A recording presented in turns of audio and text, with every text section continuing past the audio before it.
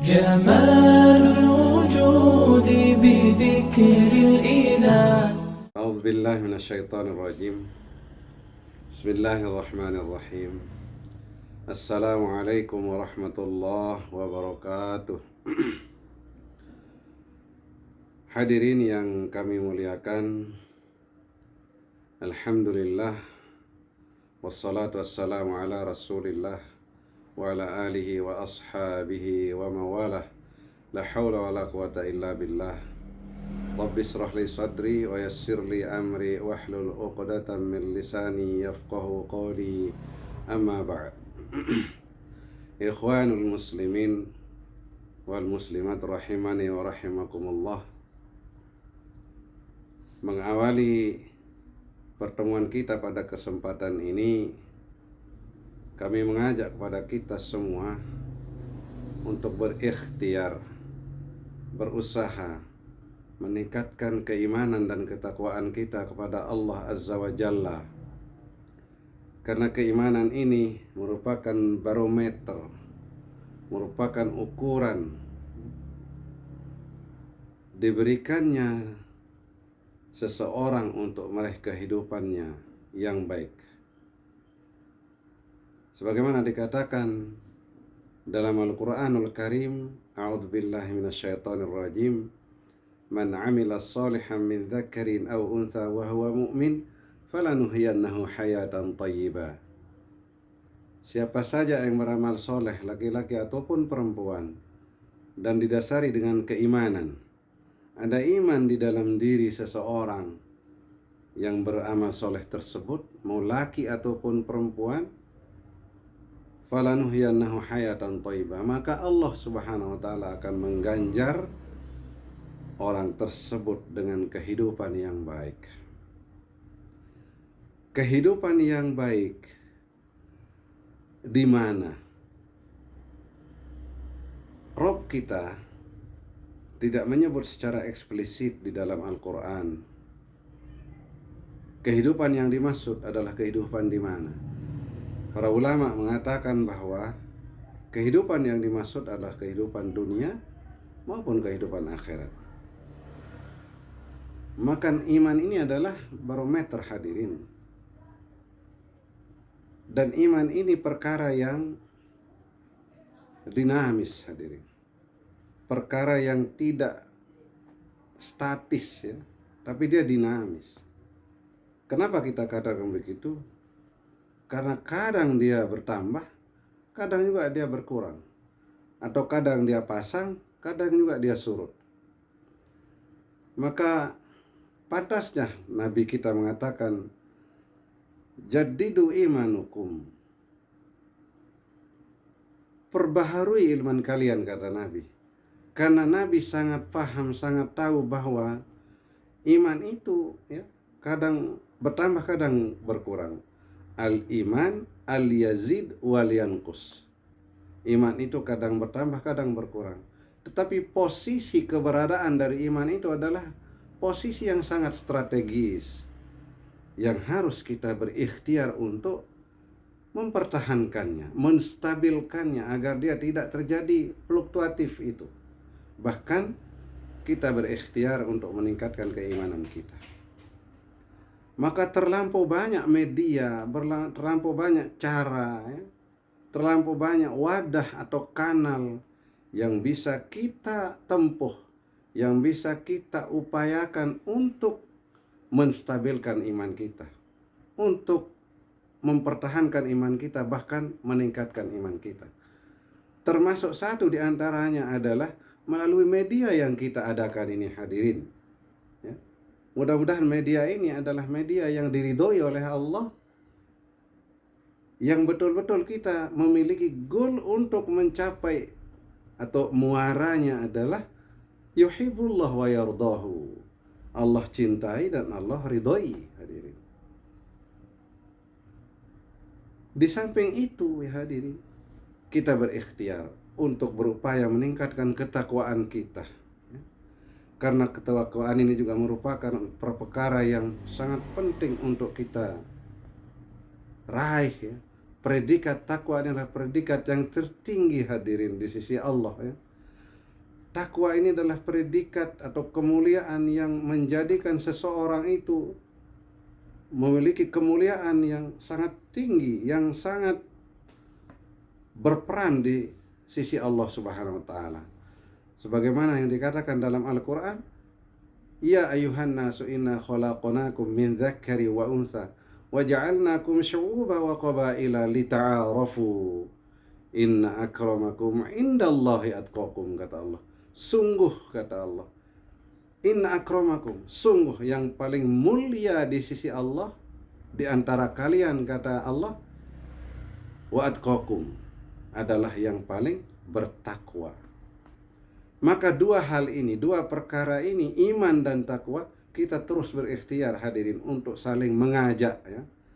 Saling mengajak satu sama lain untuk kita saling mengingatkan, ya. Karena tidak ada seseorang pun di antara kita yang tidak luput dari yang namanya khilaf, tidak luput dari namanya lupa, ya. Tidak luput dari yang namanya dosa. Oleh karena itu maka kewajiban kita satu sama lain, ya, untuk saling mengajak, ya, mengingatkan terkait dengan ketakwaan dan keimanan ini, hadirin.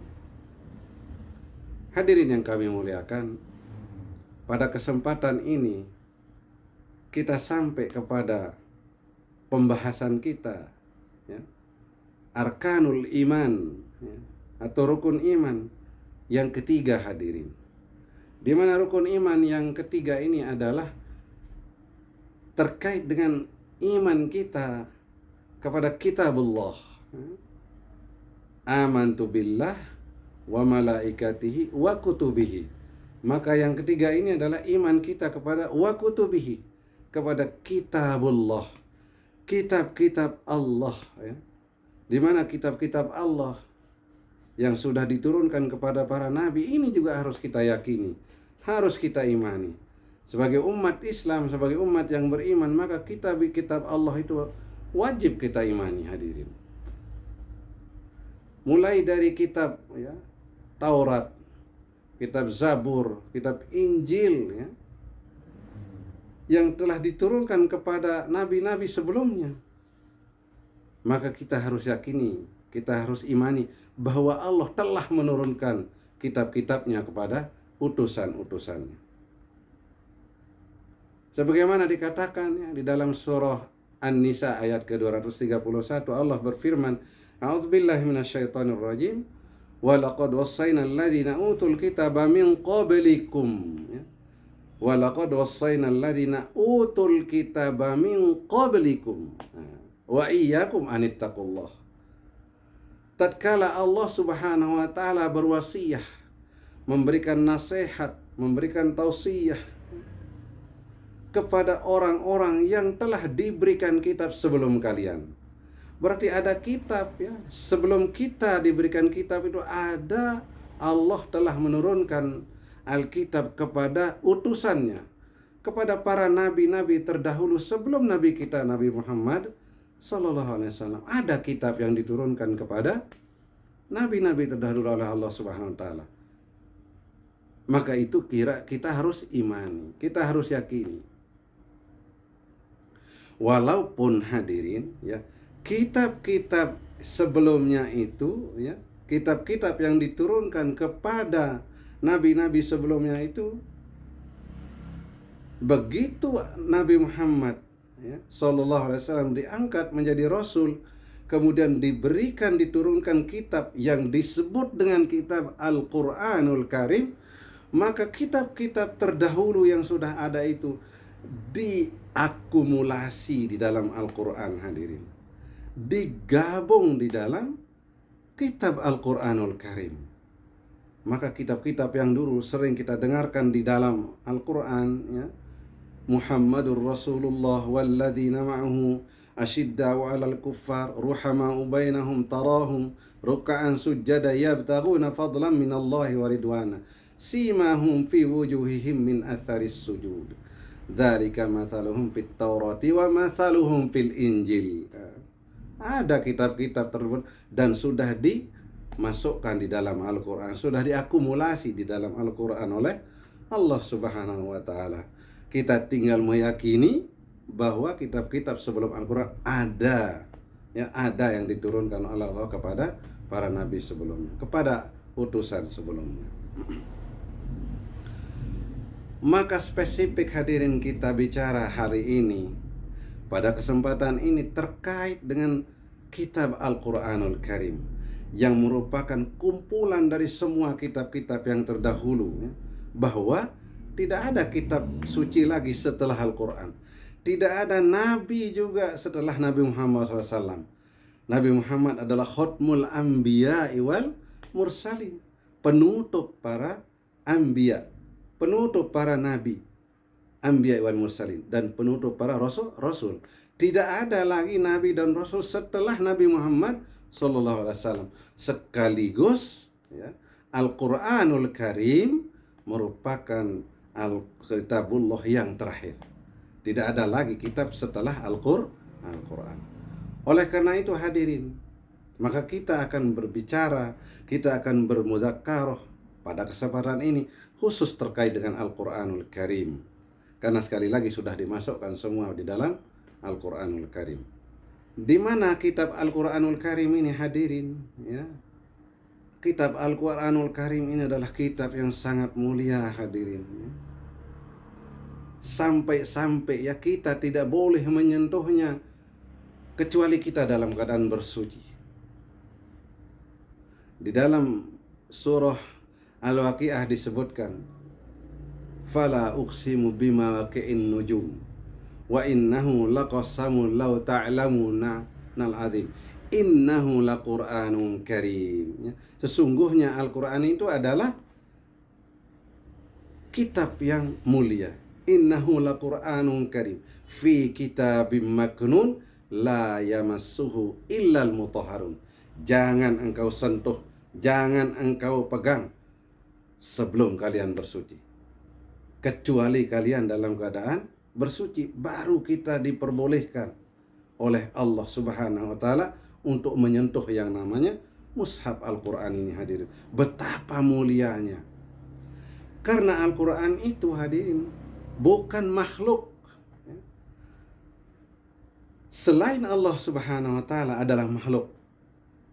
Alam beserta seluruh isinya, alam apapun namanya beserta seluruh isinya, itu adalah makhluk Allah.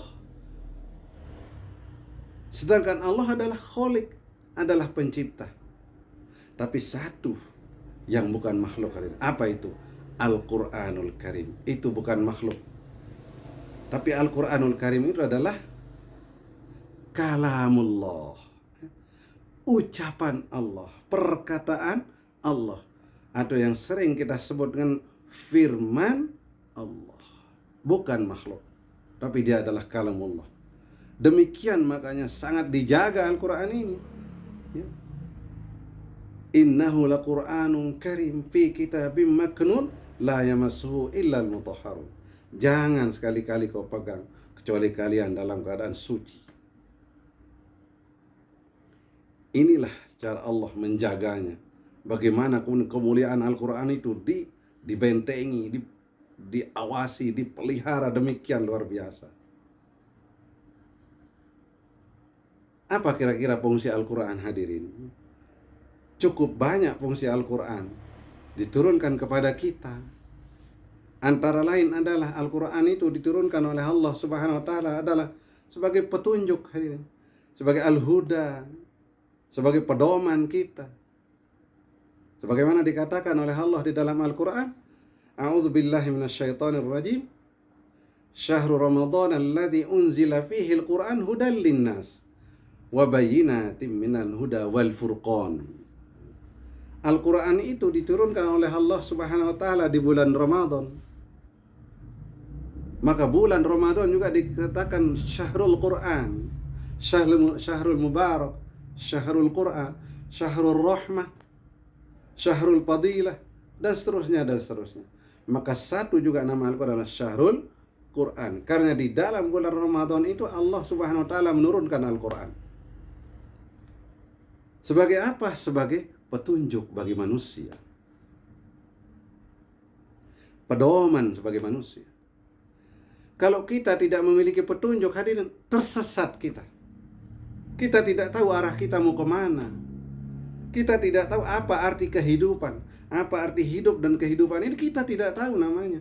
Kalau tidak ada pedoman, kalau tidak ada petunjuk, maka kita berbahagia, maka kita bersyukur. Allah Subhanahu wa Ta'ala telah menurunkan Al-Quran kepada kita, telah menempatkan iman di dalam dada kita, sehingga kita menerima Al-Quran itu sebagai pedoman. Di mana Al-Quran ini, Masya Allah, setiap kita baca kita akan menemukan mutiara-mutiara yang indah dalam huruf demi huruf, hadirin. Indah sekali Al-Quran ini. Al-Quran ini akan menenangkan kita, akan menyehatkan mata kita yang selalu memandangnya, yang selalu membacanya, hadirin. Itulah Al-Quran. Dia diturunkan oleh Allah sebagai petunjuk. Dengan kita terus berada, terus mendalami Al-Quran, terus mencintai Al-Quran, maka kita akan tertuju pada as-sirat, sesuai dengan apa yang Allah kehendaki. Di samping itu Al-Quran juga Al-Furqan, ya. Hudal linnas wa bayyinatin minal huda wal furqan. Al-Quran juga diturunkan sebagai Al-Furqan. Apa Al-Furqan? Al-Furqan adalah pembeda, ya. Petunjuk bagi kita untuk membedakan mana yang benar, mana yang tidak benar, mana yang al-haq, mana yang al-batil, mana yang ma'ruf, mana yang mungkar. Inilah pembeda. Al-Quran sebagai Al-Furqan itu artinya pembeda, hadirin. Kalau Al-Quran tidak ada sebagai pembeda, kita juga tidak bisa membedakan mana yang al-haq, mana yang al-batil tadi, mana yang al-khair, mana yang sayyi'ah, mana yang al-hasan, mana sayyi'ah. Kita nggak tahu. Tapi dengan adanya Al-Furqan, Al-Quran sebagai Al-Furqan, maka kita menjadi tahu. Sehingga kita bisa kemudian memilah dan memilih mana yang harus kita pilih. Kemudian hadirin, fungsi Al-Quran juga diturunkan kepada kita. Di samping tadi Al-Huda dan Al-Furqan, Al-Quran juga diturunkan untuk menjadi pengingat bagi kita. Yang mana setiap pengingat ini, maka efek dari atau dampak dari pengingat itu, maka hati akan tenang, maka hati akan bahagia. Di mana dalam Al-Quran dikatakan, ala bidzikrillah tatmainnul qulub. Ingatlah Allah, pasti hatimu tenang. Allah yang katakan. Kalau Allah sudah katakan, tidak ada yang tidak benar, semua benar.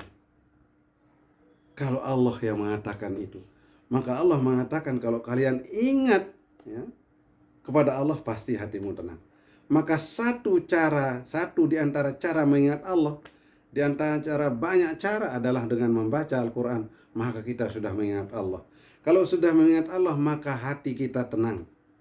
Kalau udah hati kita tenang, maka tindakan dan lain sebagainya menjadi lebih baik. Karena ada ketenangan di dalam diri kita. Ketenangan ini adalah perkara yang sangat kita butuhkan, hadirin. Kebahagiaan adalah sangat kita butuhkan. Need, ya, kebutuhan kita itu.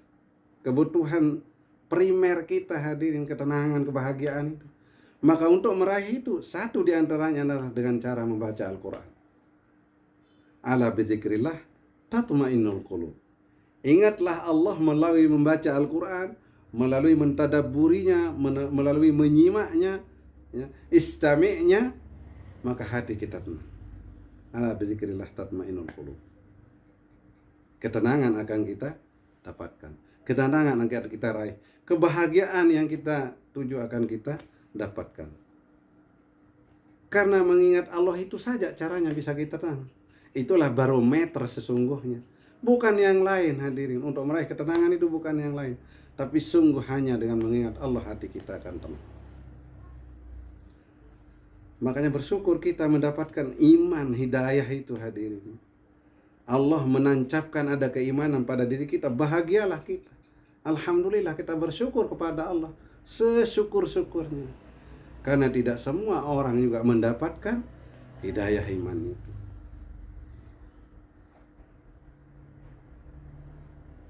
Inna nahnu nazzalna dzikra wa inna lahu lahafizun. Sungguh kata Allah, saya yang menurunkan Al-Quran sebagai adzikra, sebagai pengingat, wa inna lahu lahafizun, dan aku yang memelihara, dan kami yang memelihara, kata Allah Subhanahu wa taala. Satu huruf saja dibuang atau tidak ada, maka banyak orang akan meluruskannya, karena Allah yang memelihara. Tidak ada yang bisa untuk menghilangkan satu huruf pun yang namanya Al-Quran, karena Allah yang menjaganya, Allah yang memeliharanya. Bagaimana tidak ya? Betapa banyak hamba-hamba Allah yang tekun untuk menghafal Al-Quran. Dia sisihkan waktunya untuk membaca Al-Quran dan menghafalnya.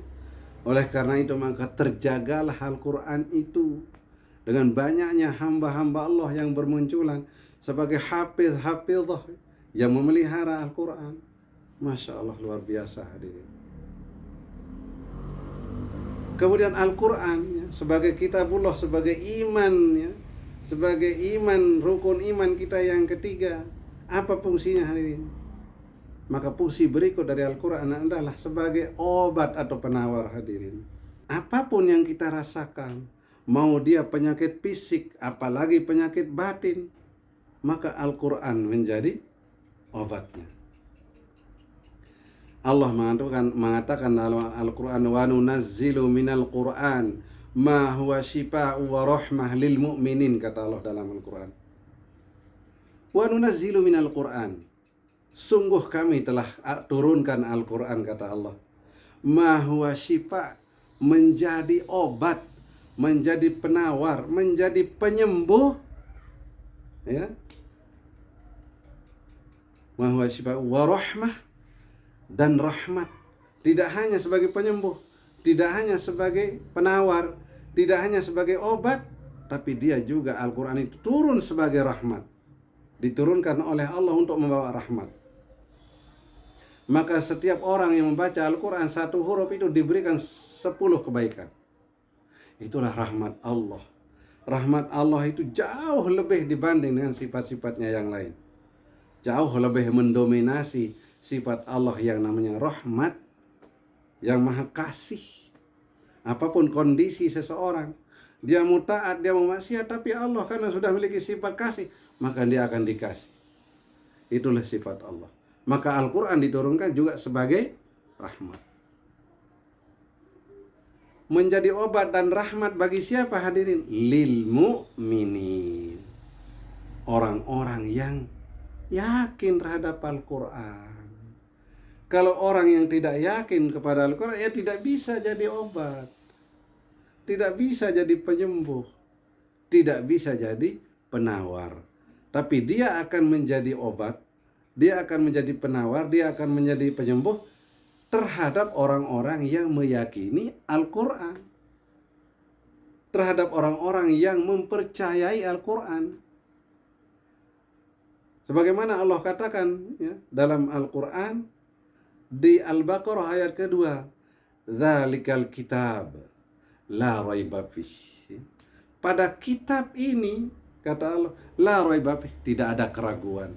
Maka orang-orang yang tidak memiliki keraguan terhadap Al-Quran, itulah yang akan mendapatkan syifa. Itulah yang akan mendapatkan rahmat penyembuh. Dan rahmat tentu bagi orang yang meyakini. Tidak ada keraguan.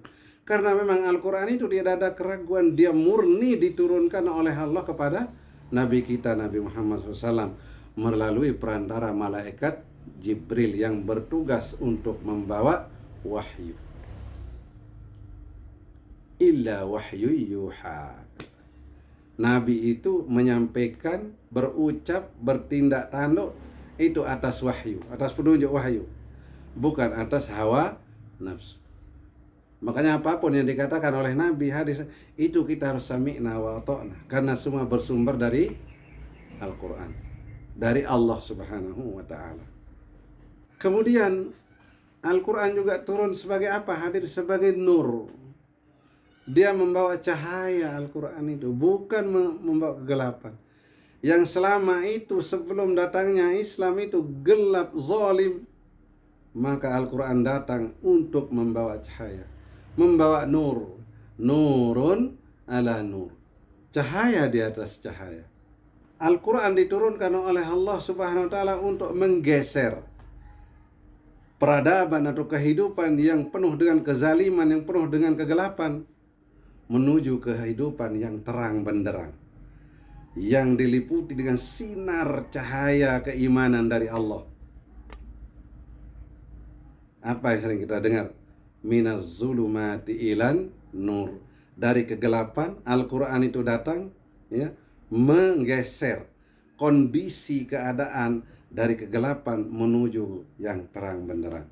Sebagaimana dikatakan oleh Allah Subhanahu wa Ta'ala, ya, dalam Al-Quran surat Ibrahim ayat pertama, ya. A'udzubillahi minasyaitonirrajim. Alif lam ra, kitabun anzalnahu ilaika litakhrijan nasa minadh dhulumati ilan nur biizni rabbihim ila siratil azizil hamid. Allah Subhanahu wa Ta'ala berfirman, ya,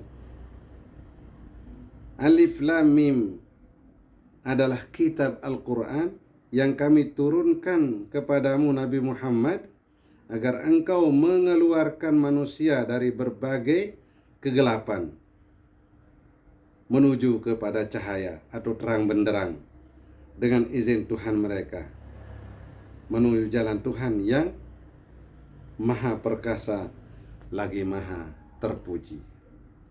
Maka Al-Quran diturunkan untuk mentransformasi, untuk memindahkan keadaan kondisi dari kegelapan menuju terang benderang. Maksudnya bukan gelap dengan gelapnya malam, tapi gelapnya iman. Karena tidak ada iman pada diri seseorang, pada diri orang-orang terdahulu yang disebut dengan kaum jahiliyah itu tidak memiliki keimanan, tidak memiliki keislaman. Maka Al-Quran diturunkan, ya, oleh Allah Subhanahu wa Ta'ala ini sebagai petunjuk untuk menggeser, untuk merubah, untuk mentransformasi dari kondisi-kondisi yang gelap menuju kepada kondisi-kondisi yang terang benderang. Hadirin yang kami muliakan, Rasulullah SAW juga menyampaikan, ya, dalam sebuah hadis, ya, orang-orang yang selalu membaca Al-Quran, maka Al-Quran itu akan datang nanti di hari akhir membawa syafaat bagi orang-orang yang membacanya. Hadirin, mudah-mudahan Allah menggugah kita, mudah-mudahan Allah memberikan kesenangan kepada kita, semangat kepada kita untuk belajar Al-Quran. Hadirin, karena Al-Quran ini juga merupakan aish, ya. Kita berusaha untuk menghidupkan Al-Quran. Hadirin, di rumah-rumah kita, di mana saja kita, fi kulli makan wa fi kulli zaman, di mana saja dan kapan saja kita berusaha untuk menghidupkan Al-Quran.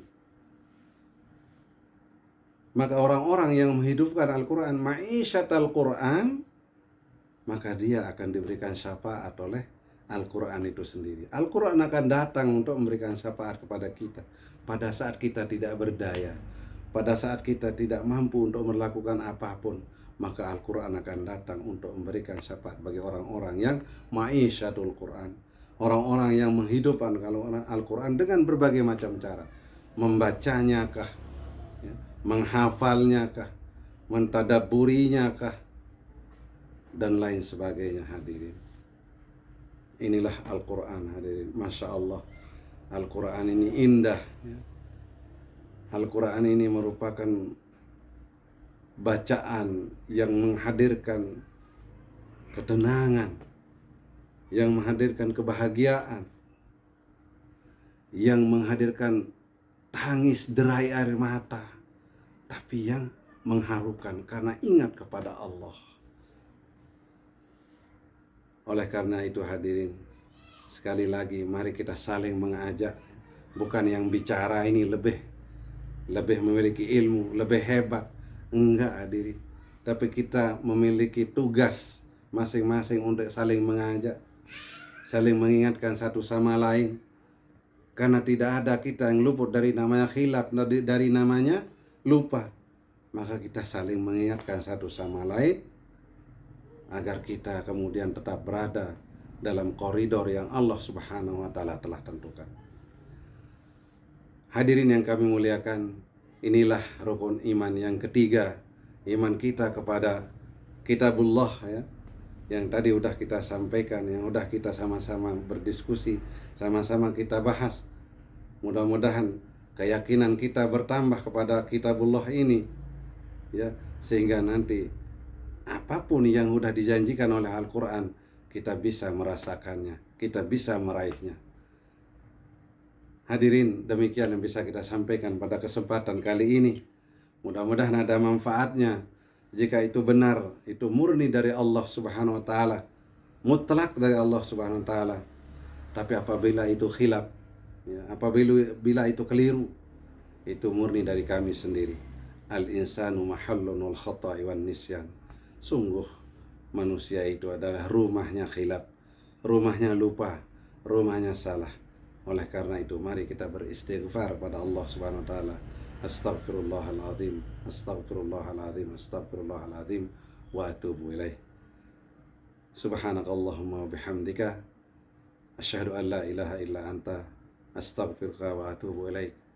Wassalamualaikum warahmatullahi wabarakatuh.